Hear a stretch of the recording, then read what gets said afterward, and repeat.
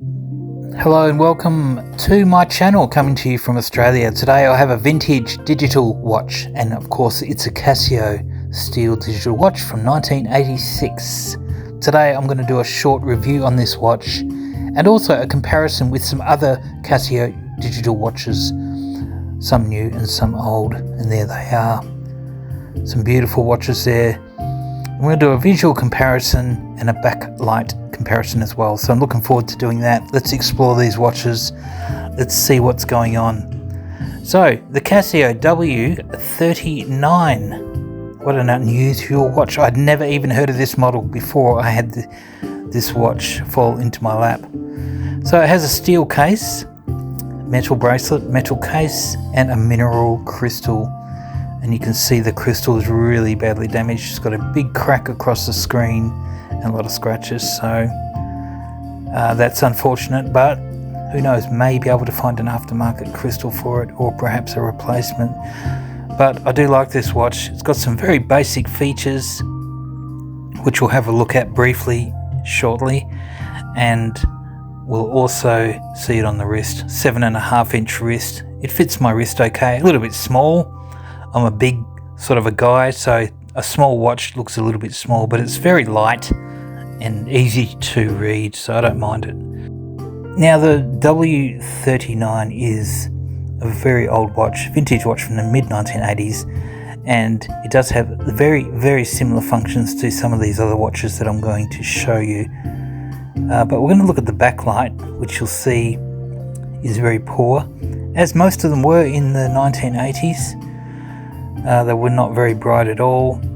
So the top left button will activate the backlight, and you can see the big scratch on the front there. That's horrendous. It cannot be polished out, being glass, not acrylic or plastic. Let's turn that light down a little bit and have a look at the night light, or the backlight, and we'll go ahead and push the top left button just here and see what it looks like. And there it is, a little yellow incandescent light, typical of these older digital watches. We'll turn the lights back on, but there's something about it. It's quite a nice looking watch if you can ignore the damage on the screen. Let's push the home time button there, and we go straight into the alarm, stopwatch, and your time set mode, and that will cycle through the time setup and the date setup for you. That's all there is. That's it. It's got an advanced button here, and just those three functions. Very simple, just like your F91W. There's your bracelet. Lots of adjustment there. It's got plenty of holes there for adjustment, and it is quite comfortable. There's your case back. The old round case backs as they did in those days. Now guys, let's do a comparison with some of these other watches that I've got here. So we'll start with the first one here that has no strap, and this is your Casio F91W. And that's a comparison. Here on the left you've got the W39, and on the right there is the F91W. And you can see they're similar. Perhaps the W39 is a little bit taller, but it's got a similar, very similar functions. A different module number, but the same functionality. A lot of these old Casios had very similar functions, but because perhaps the calendar date range was different, or the size of the font, they had to have a different module number or part number.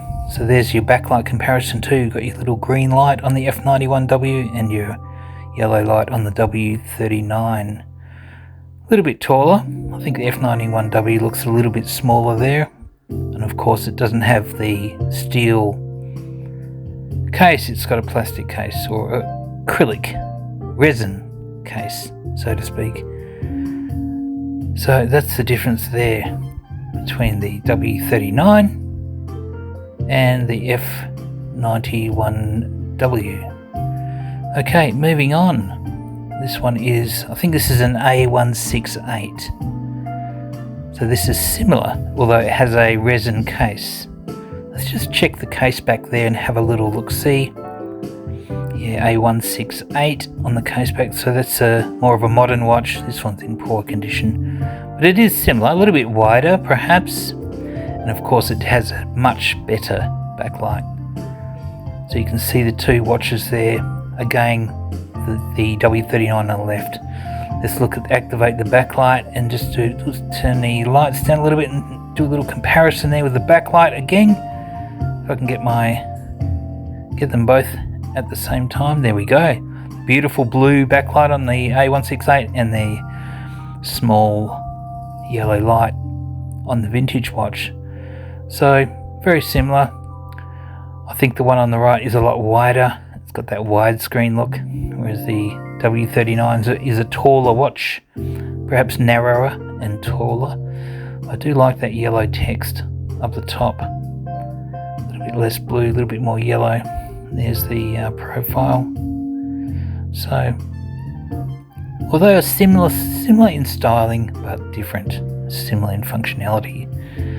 Here we go, another one. This is I think it's a W47,